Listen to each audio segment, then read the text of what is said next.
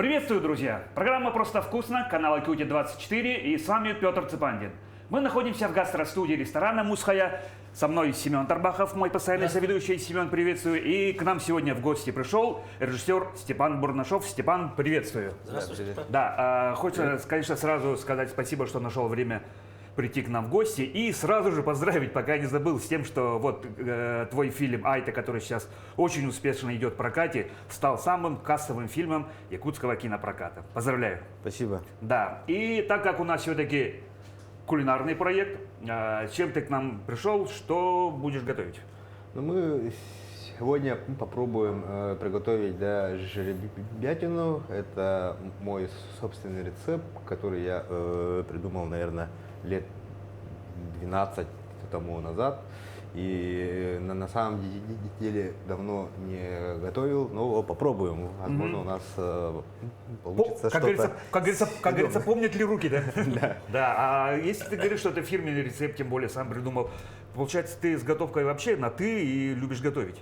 Ну да, я люблю именно поесть вкусно. Для этого вкусно приготовить? Да, нужно вкусно готовить. Я вот стараюсь именно не подглядывая рецепт, готовить что-то от себя. Ну, открываешь холодильник, анализируешь, что там есть, да, и вот стараешься из этого. Ну, как говорится, творческий человек, подходит ко всему творчески, получается. Интуитивно, где-то так, пойдет, типа, да?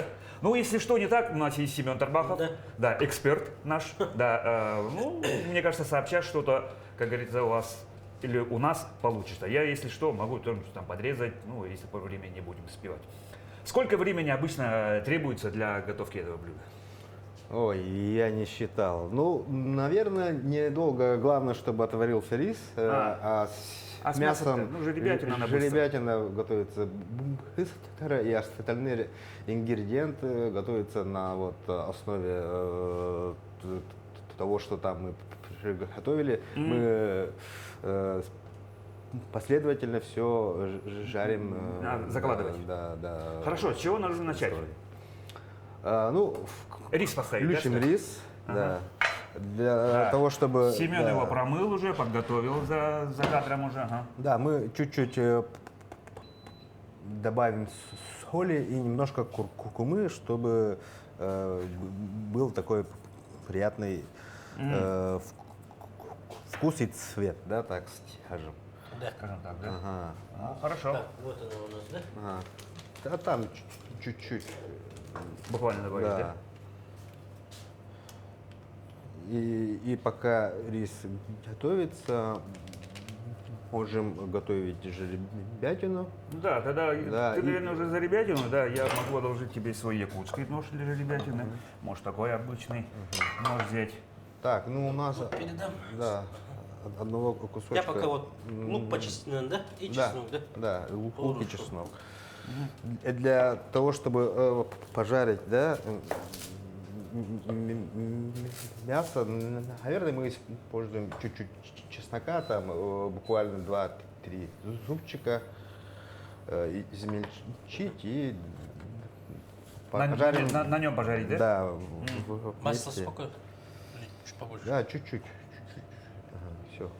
А потом мы добавим для жарки лука и кукурузы, да, чуть-чуть сливочного масла, и в конце на сливочном пожарим банан.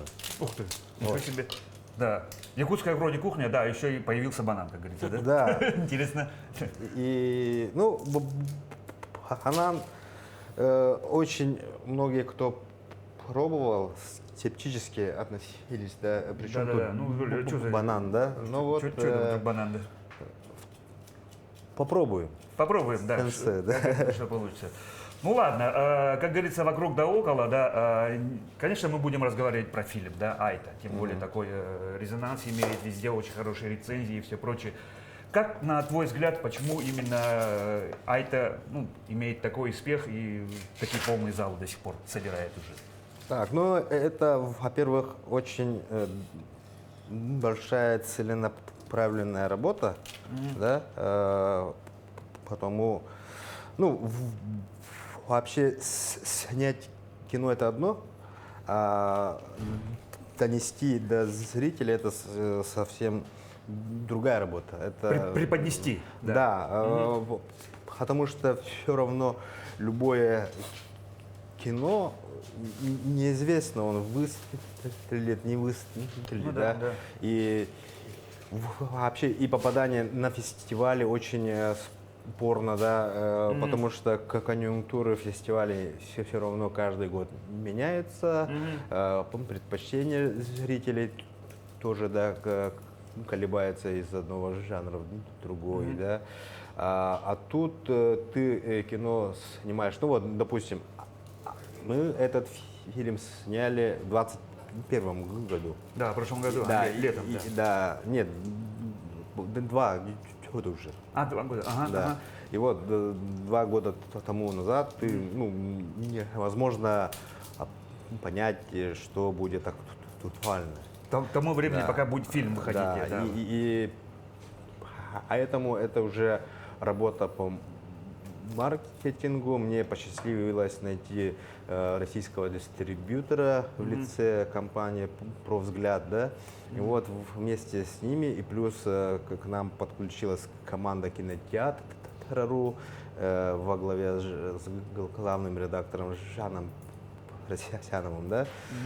Мы с ним знакомы несколько лет, ведем еще там один проект, да, и тут вот эта работа слаженная по маркетингу, по итогу, Именно по продвижению, да, мы очень хорошо отработали. Но это одно.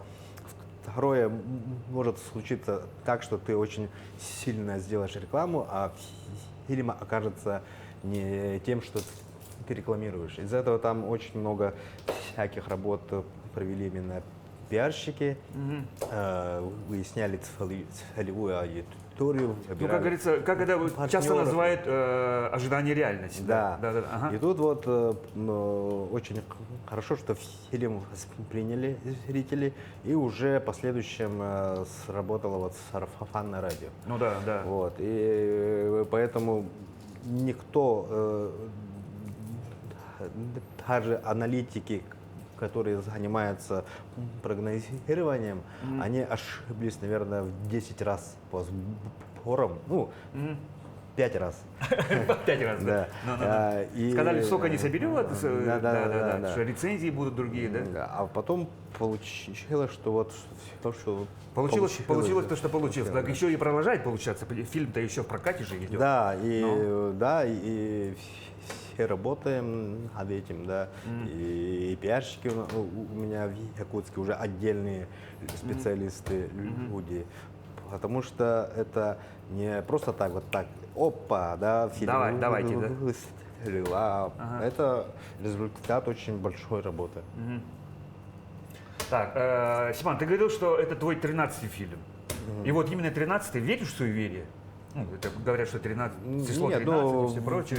Ну, у нас же, у народа Саха, цифра 13, она наоборот Наоборот, ничего такого. хорошая цифра, да, поэтому и отношение у меня к этой цифре положительное. Так, пожалуйста. Да, нам уже, по-моему, уже масло нагревается. Да. Мы используем, да, для мяса чуть-чуть хмели сунели. Я эту приправу, наверное, открыл 2 года тому назад для себя. Открыл. Да. Ну и частенько использую. Так, у нас еще Соль? Да. Соль, перец. Не, Перец не надо. перца, наверное, не надо. Вот. Спасибо. Ну, вот так все мясо протираем.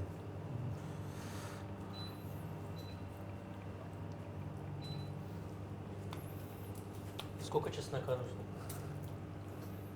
нужно? Ну, они большие, ну, наверное, 4 штуки на самом деле хватит. Семен перестарался. Да. Пока мы разговаривали, он уже... Да. Вот. Профессионал. Слушай, ну, как началась работа над фильмом? Как давно? Ты говоришь, 2 года назад снимали.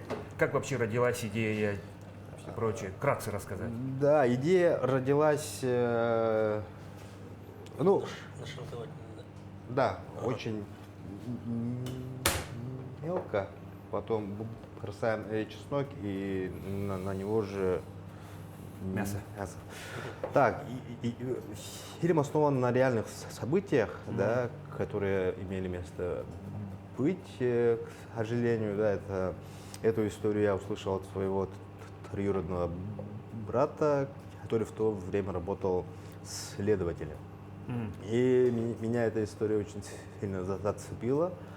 Ну, это же, ну, смерть ребенка — это большая трагедия, Вообще, я да, считаю, вообще да. любая трагедия, это И страшно, конечно. я, наверное, лет 5-6 думал об этой истории и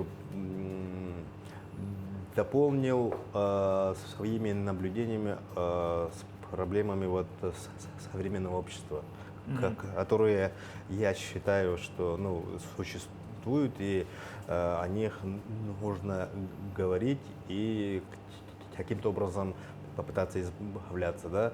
И вот по итогу мы основывались на реальных событиях, но очень много там поменяли, и много Добавили от себя в чего, сценарий. да, да.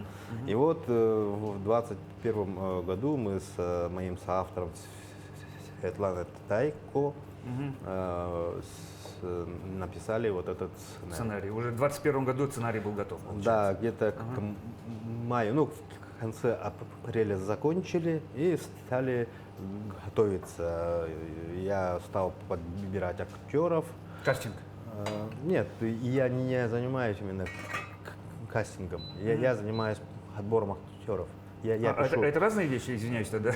Да, ну вот у тебя сценарий, и ты уже подбираешь под персонажа актеров. А не приглашаешь очень много людей,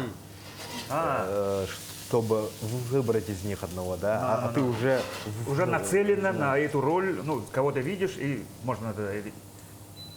Все ясно. Да, теперь понял, в чем разница. Вот. Ну и сформировалась команда, которая любезно согласилась на проект с небольшим бюджетом.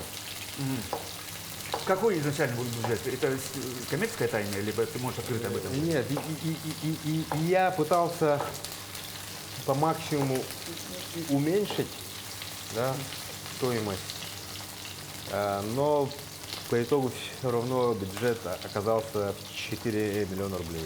4 миллиона. Да. Это вообще полностью весь фильм сделали? Да, это с монтажом, постпродакшн, свет, звук. После, да? Постпродакшн, да. Вот, и получается, вот, съемки были в августе, и все, а потом уже пошел постпродакшн. А как получилось так, что, ну, невозможно же, чтобы каждый день шел дождь?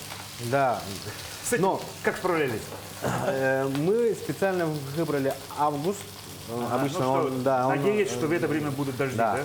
Но это не для того, чтобы снять дождь, а для того, чтобы дождь отфактурил пространство. Но общая атмосфера, да, была, конечно, да. Ну, чтобы и лужи были, и грязь, и дома были мокрые, да. Мокрые и так далее. А низкие облака все время. Да. Ну, такая давящая атмосфера специальная. А дождя вообще не было. Вообще. Все время было солнечно, и только в одну смену чуть-чуть пошел дождь. И то он не сильно. Да? И поэтому нам приходилось вот это все мочить. Еще резать, да? Да нет, достаточно. Мы можем пока открыть кукурузу. Да, откроешь? Сейчас, можешь. Якутским? Да. Ну вот и мясо надо хорошенько прожарить, да? Вот. И мы создавали этот дождь с помощью всего лишь 2 мотопомп. И это оказалось делать очень сложно. И опять же, ограниченный бюджет у нас. Вот сейчас мы добавим, да, и пожарим кукурузу и лук с маслом. Нет, после мяса. Дальше. Вот. И вот у нас по итогу появились специальные ребята, которые помимо своих обязанностей занимались вот созданием дождя. И вот сделать с 2 мотопомпами фильм, в котором постоянно идет дождь, это, я считаю, большой героизм, подвиг этих ребят, да, ну и всей команды. И мы сейчас шутим, что это, наверное, в своем роде единственный фильм, который полностью дождливый, но сделанный с помощью Искусственно. двух маленьких мотопомп. Нет, в кино всегда искусственный дождь используют, потому что ты, ну, невозможно ждать вот такую грозу все время, да, чтобы лил настоящий дождь по заказу. Поэтому в кино используется искусственный дождь. Ну, то есть все-таки как бы это, ну, подготовленный, скажем Да. так. Ну да. Хорошо. Ну, учитывая 13 уже фильмов, 13 уже фильм, да, как сильно меняется у тебя команда от фильма к фильму? Ну, по-разному, а там же все от многого зависит, да. Допустим, кто-то может быть занят на другом проекте, да, и так далее. Но все равно у нас ребята в якутском кино, они с проекта на проект, да, работают, ну, специалисты. С оператором, допустим, я уже отработал над фильмом «Наша зима». Московский оператор. Да, Данила Горенков, да, и у нас, ну, состоялся такой творческий тандем, уже можно считать. Уже на 2-м проекте мы вовсю творили. Это, ну, какая приятная работа, да, обмен творческими. Да. Типа, а давай так, да? Да. Давай так, а давай так. Уже свое видение Да, и прочее. ну, в полной мере раскрываешься как творец, когда идет взаимопонимание. Художники, постановщики тоже, да, с которыми я раньше работал. Художник по костюму тоже с нашей зимы. Художником по гриму выступила моя супруга, которая на самом деле актриса, да, но в этом фильме она не актрисой была, а помогала по гриму. Ну и много специалистов, ребята по свету, по художественной части, администратор, исполнительный продюсер, да, вот. И они, с кем-то я уже работал, но у нас много было, да, дебютантов, да, которые впервые попали в кино. И это на самом деле очень здорово. Сейчас лук, да? Добавляем сливочного масла, лук и чуть-чуть пожарить его, добавляем кукурузу. Потом вот это убираем все в отдельную посуду и пожарим на том, что здесь останется, бананы. Я могу их как раз, Пока почистить, да? да, Да, вот тонкий нож. нет, порежу. Ага. Просто так. Ага. Вот. Слушай, ага. Получается, это было вот такой разношерстной командой, когда были и дебютанты, и уже... Да.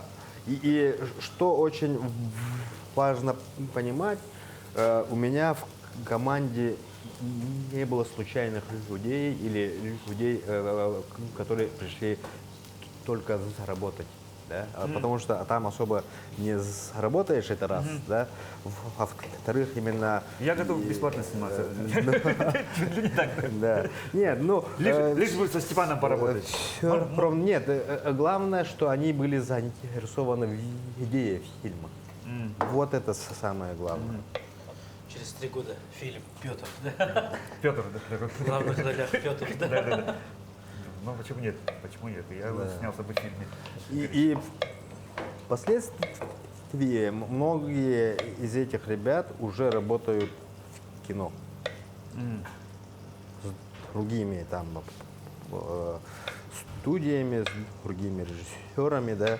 И ну, это здорово. Ну да, как говорится, набрались опыта и все прочее, да? Да. Ну да, ну по твоим фильмам можно посмотреть, что ну, некоторые актеры, они из фильма в фильм, да, ходят, да. А вот как все-таки происходит подбор актеров? Ну то есть какой-то есть персонаж, да? Да, и я уже, основываясь на характере этого персонажа, пытаюсь подобрать... Мозговой штурм, так, вот он подходит. Типа. Да. Ну, это в основном от меня идет, да, и я же знаю многих актеров. Вот с ними уже, ну, знаешь, кто на что способен, у кого какой амплуа, но я всегда стараюсь не исходить от амплуа актера, а именно исхожу от желания актера и его возможностей, да? Потому что вот я понимаю, что актер, он старается сыграть интересные роли, да, а не роли, которые Его дают, да. только в одном амплуа. Вот, допустим, меня очень сильно коробило, что Иннокентию Луковцеву всегда дают вот такие роли, да, комедийные, там, эпизодические, да, и вот зная его возможности, я его увидел в качестве вот персонажа, да. Главная роль, да? Да. Так, давай я помогу слить, да, полностью воду? Да. И вот это сработало, да, потому что Иннокентий очень самоотверженно, да, раскрыл персонажа. Георгия Бессонова, да, и я тоже там увидел, что да, наверное, он в полной мере раскроет вот этого персонажа. Ну и так далее. А с Андреем Фоминым можно сказать, это ну какая-то... Он рассказывал, что это чистая случайность была. Да, чуть ли не так, да? Звезды, наверное, планеты сошлись. Я вот как только задумался, того же я приглашу на роль Афони, мне в соцсети написал Андрей Фомин. И вот по итогу я дал ему задание отыграть некоторые сцены, на его взгляд. Хаймера, да. Потом еще попросил по-другому сыграть, попросил отыграть без слов и так далее, да. И я увидел его амплитуду, что он сможет в полной мере раскрыть этого персонажа, и я его пригласил к себе в кино. Ну, как-то вот так. И я почему-то не стараюсь организовывать кастинги и так далее. Но, наверное, я это сделаю, когда не смогу подобрать актера. Да? А тут, из тех, кто есть, которых да, ты знаешь. Да. Да. Тут, да, вот я понимаю, что вот Ильяна сможет отыграть, да, вот эту роль. Я ее приглашаю. И к счастью, что все актеры согласились. Максимум, что я могу сделать, это сделать пробы. Я приглашаю актеров и да, мы попробуй сыграть. да, пробуем там какие-то сцены отыграть. Ключевые сцены, да. Ну вот. Ясненько. Ну, а теперь возвращаясь назад. Ну вот 13 лет назад. 13 лет назад, говорю, 13-й фильм. Как вообще начиналось? Как ты пришел к тому, чтобы, ну вот, вчерашний школьник решил резко, я стану режиссером и все? Или как было? Нет, вчерашний школьник хотел стать экономистом, но по итогу он... Тогда все хотели стать экономистом, либо юристом. Да. Ага. По итогу он стал экономистом, но работу не нашел. И я вообще ни одного дня не проработал по специальности, потому что оказалось, что экономистов слишком много, без опыта не берут. И еще в 2 местах меня даже не взяли на работу, апеллируя тем, что я заикаюсь и не смогу вот, С народом работать. да, и так далее. Вот. И я, первое время отработал в нескольких организациях. Последняя работа у меня была в Министерстве экономики, но не экономистом. Не экономистом. И я работал в отделе информатизации. Вот. Ну, а потом я Айтишник. ушел. Человек, который меняет карты, Ну да, и сисадмин. да, который ходят там, у меня компьютер не включаешь, Да. смотришь, включаешь сетевой фильтр, включаешь компьютер, И зарабатываешь. да, да. И я работал таким специалистом. Потом ушел в свободные хлеба, стал заниматься просто фото-видео. Потому что я увлекался во время студенчества, стал монтировать видео всякое, да, потому что появилась возможность, там были мыльницы, которые Цифровая снимали, техника начала появляться. Ну, видео. техника стала более-менее доступна, Да. скажем так. Ага. Вот и вот впоследствии мы стали заниматься фото-видео. Печатали фотографии, снимали юбилеи, свадьбы и так далее. Но и в то время все стали снимать кино, и я тоже решил этим заняться. Но сняв свой первый фильм, он оказался очень любительским видеофильмом, да, по итогу я решил вообще этим больше не заниматься. Фильмами. Да. Ага. Так. Но через 2 года я все-таки с полным осознанием, более подготовленным пришел в кино. Это в 2012 году. В 12-м. Ага. И снял в том году 2 фильма «Последний день» и фильм «Кута». Вот оттуда и вот все началось. Творческий путь. И я, знаешь, только в этом году понял, почему я стал режиссером.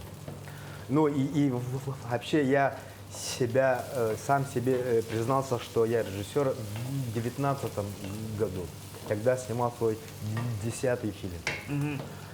До этого у меня язык не поворачивался сказать, что я режиссер. Что ты режиссер, да? Да, и что я творческий человек, да. Потому что образования соответствующего не было, и я по жизни вообще себя к творческим людям не относил, потому что я занимался спортом, я занимался точными науками, да, и поэтому не считал, что я режиссер. А потом вот я сам себе признался, да, я режиссер. Самосознание пришло Да. в 19 году. Да. 4 года назад. И по итогу, да, чуть-чуть сливочного можем Добавить, да? добавить и пожарить. И теперь за бананы. Самое интересное, кстати, наступает. Да, Хватит? да, бананом мы ничего добавлять не будем, тут что-то чуть-чуть все равно осталось. Вот, я вот, отвечая на вопросы, вот на спецпоказе фильма это в Москве, в кинотеатре «Пионер». Опять же, вот такой же вопрос был, да? А как вы пришли в кино и так далее? Ну да, всегда интересно. Да. И я, отвечая на этот вопрос, понял, почему я стал режиссером, да? Я в детстве всегда хотел, чтобы, ну, много смотрел кино, да, но и по сути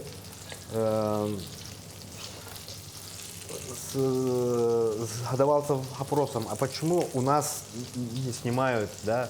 Вот у нас есть похожие истории, получше истории, да? Поэтому вот это была моя мечта, чтобы Стать снимать... рассказчиком, да? Нет, чтобы снимали истории, которые меня интересуют, которые рядом, да. Свои, как будто. Да. Да. И вот я понимаю, что я сейчас занимаюсь этим. Ну да. вот, получается, ты рассказчик. Да. Посредством кино ты берешь истории, которые вот рядом есть, и доносишь до широкого круга людей. Сказать, вот, ребята, вот, посмотрите, вот так, да? Ну вот и ответ, почему я Стал режиссером. стал А специальное образование получал? Нет, Нет. нет, ничего. Тогда Сейчас такой вопрос. перевернем Сейчас и же всё. вообще очень много вопросов среди актеров, я тоже задавался этим вопросом, да. Говорят, что без профессионального, без классического образования, ну, актером стать невозможно. Ну, в твоем случае ты режиссером стал.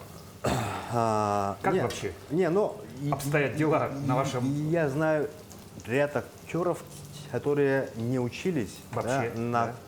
актеров, но кто-то проходил, ну, маленькие актерские курсы, да. И тут есть такое понятие талант, и его нужно чуть-чуть. Подточить, да? До 10% хватает. 90% да, и для режиссера, и для актера, и так далее, дает работоспособность. Много Прилежание, да? нужно работать. Трудиться. Да, и вот это самоконтроль, там планирование и так далее, да, ну и много работать. Допустим, я работаю очень много, да, ну, сплю, соответственно, очень мало. Но все равно благодаря этому появляется какой-то итог. И ты учишься именно на проектах, да, с проекта на проект. И важно понимать, иногда ты учишься не только у профессионалов, с которыми ты работаешь, а иногда учишься у новичков. А знаешь как? Пришел человек не из кино и начинает адаптироваться.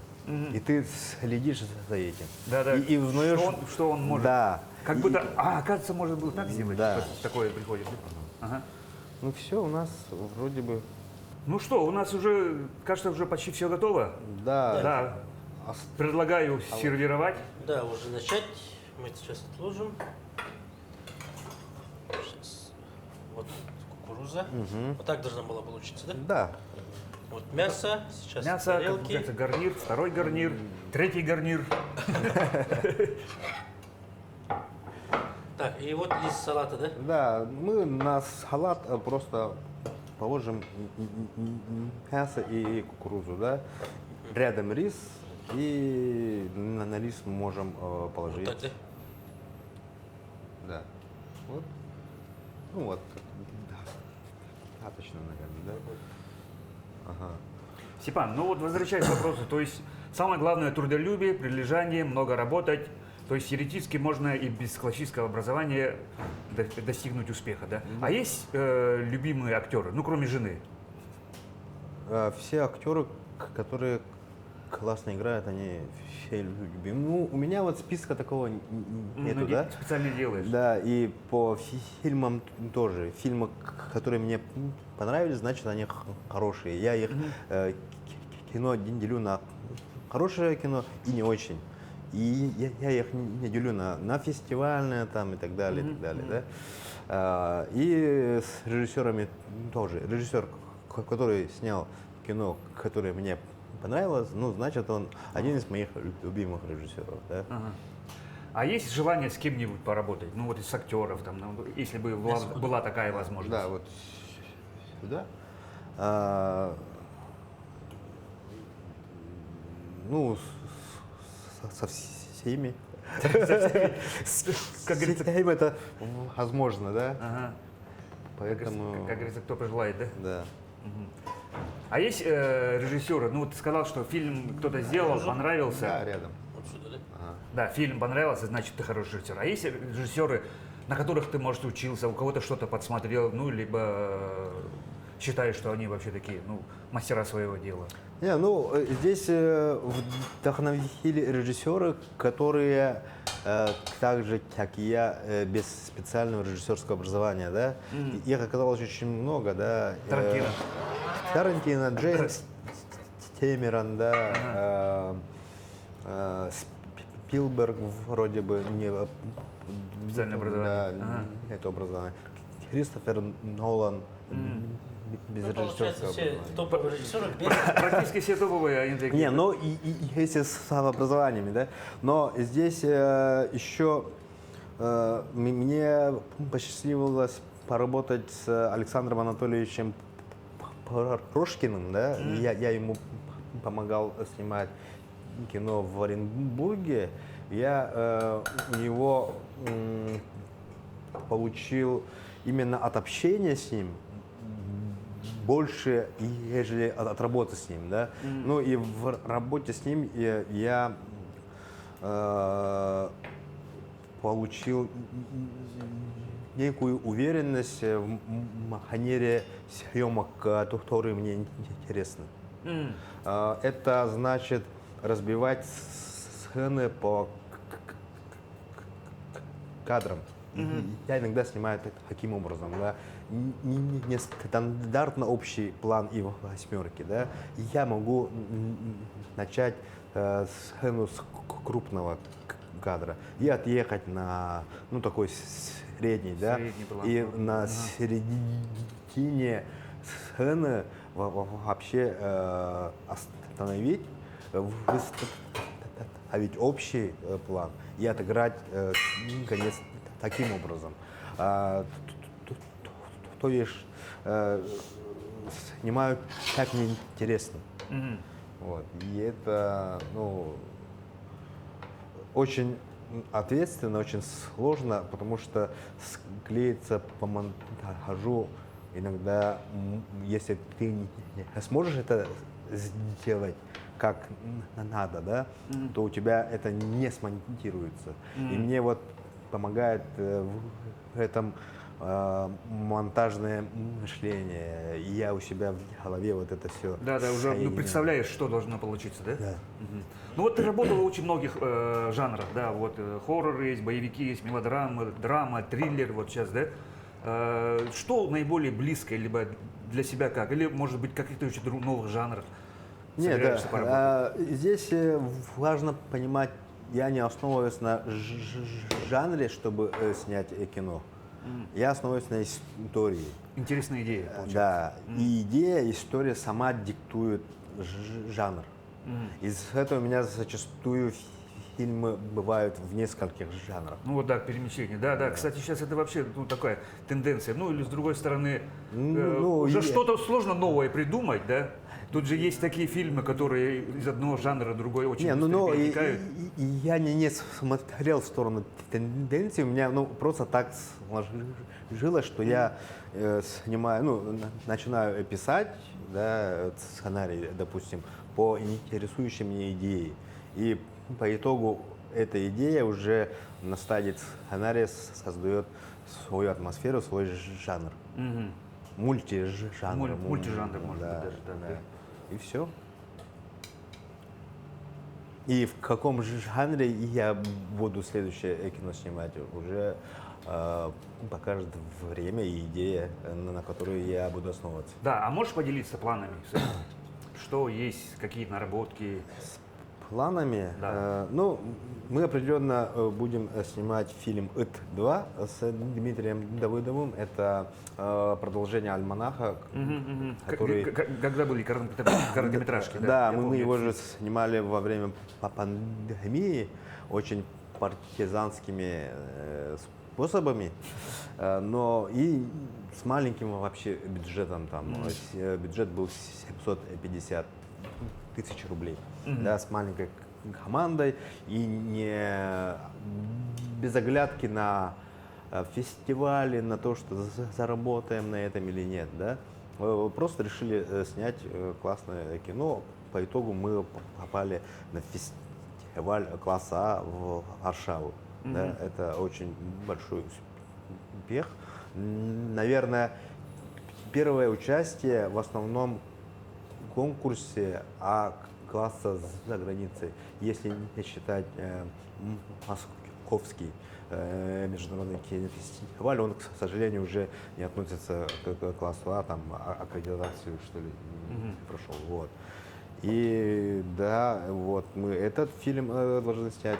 И есть много разговоров и переговоров с московскими продакшн-компаниями, с продюсерами. Но время покажет, что вот из Вот так. этих переговоров, из этих идей, которые сейчас мы рассматриваем очень много идей, и мне присылают, я им отправляю и так далее, и так далее. И посмотрим, что из этого выйдет. Хорошо. Ну, надо пожелать тебе успеха. И вот наверняка тебе очень много раз задавали этот вопрос, но я не могу его задать. В чем секрет, ну, не скрывая этого, якутского кино? Что случилось? Ну, это, если идти с древних времен, да, это считается, что сказывается опыт Олонхо, который рассказывался, да, людям, и воображение у людей развивалось очень мощно, потому что да. ты же не видишь, ты уже слышишь объяснение рассказчика и очень много воображаешь, да? И вот с воображением у нашего народа все в порядке, потому что каждый второй режиссер, потому что они всегда, когда смотрят кино, говорят же, я бы так снял, или там, почему вот так снял. Да. Кстати, у нас есть такое, да. многие говорят, я бы тоже так снял. Да, Ну, чуть ли не так, ага. и еще казалось, что ну, у нас сохранилась своя культура и язык, и очень сильная самоидентификация, которую многие отмечают, да, и кинокритики, и вообще ученые, да, и впоследствии стала возможность снимать кино с переходом цифры. И многие стали снимать, да, в свое время вообще очень много снимали, и по итогу зрители стали смотреть все подряд, а потом зритель стал уже требовать лучше и лучше. Выбирать, да, конечно. Выбирать. Из этого стали оставаться именно те люди, которые реально хотят что-то стоящее сделать, а не зарабатывать. Вот, и по итогу, вот сейчас в кино в основном работают фанаты, которые искренне снимают, от души снимают. До сих пор. И это, мне кажется, важнее. Да, и вот, и истории у нас очень человечные, понятные везде. И здесь некоторые иногда ругают, а почему вы там в плохом свете показываете свой народ, да? Но справедливости ради слишком отмечу, чернуху там, да. Справедливости ради, да, скажу, что и в Варшаве, когда мы показывали, да, все благодарили за фильм и благодарили за то, что мы показали им самих себя, их. Да, они увидели себя, своих соседей, свои проблемы. История с черным снегом. Я показал в Петербурге, и оказалось, один молодой человек заплакал там, да? А почему? Потому что он увидел в этом фильме историю своего села, который находится в 70 километрах от Петербурга. Да? И поэтому тут важно понимать, мы создаем кино, а не снимаем документальную историю вот о своих соседях. Да? Это две разные вещи. И очень, опять же, вот идти к успеху, да, якутского кино, все фильмы, которые попадают на фестиваль, они именно их понимают, их оценивают как часть мирового кинематографа. И пора уже и нам самим относиться к этому явлению серьезнее, да, потому что мы уже вписали себя в историю якутский народ, да, как очень кинематографичный народ. Шутят же, что половина населения республики снимает, а половина смотрит, да. И по итогу уже отношение такое на фестивалях, кто-то говорит, что ну у вас же экзотика и так далее. Ну, по сути, если взять фильм, с которым мы участвовали, да, там экзотики же нету такого. Особенной, да. Да, это обычная история. Жизненные истории, да. Это не этнографический экскурс, да. Ну, да, это жизненно обычная история, и они понимаются везде. Вот это важно понимать и снимать такое кино. Как говорится, и не актуальность бояться. темы, да, другими словами. Да, проблемы у человечества, они одинаковые, да, житейские и так далее. Вот шампунь купить, с женой там что-то обсудить. Вот. Поэтому взаимоотношения людей во всем мире одни и те же. Ясно. Ну что, Да. тем временем Семен нам уже... Ух ты, спасибо.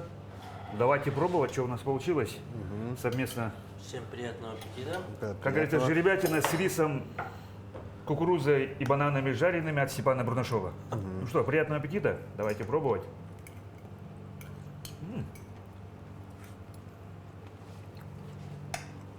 Самые интересные бананы. Да, вместе. Вместе, да. Здорово. Как говорится, теперь будем бананы жарить. Ну, жеребятина жареная не так хорошо. Сладкая у нас получается кукуруза, рис нейтральный, и бананы дают кислинку. Тоже необычно, ты, наверное, попробовал, тоже с этим Да. согласен. Как минимум интересно. Ну и жеребятина это вообще беспроигрышный вариант. Здорово. Да, отлично. Степан, еще раз спасибо тебе большое. Да. И у нас такая традиция. Вот на эту камеру пожелания для наших телезрителей, пожалуйста. Так, как режиссер, наверное, пожелаю вам, чтобы вы смотрели больше хорошего кино, потому что иногда они нам помогают жить более осознанно, так скажем, да. Ну, чтобы не болели, здоровья и уверенности в завтрашнем дне. А я еще раз скажу, что у нас сегодня был в гостях режиссер Степан Бурнашов. Степан, еще раз спасибо тебе большое. Семен Тарбахов, я Петр Цыпандин. На этом прощаемся. Будьте здоровы, друзья. И, как говорится, кушайте всегда просто вкусно. А мы продолжаем кушать.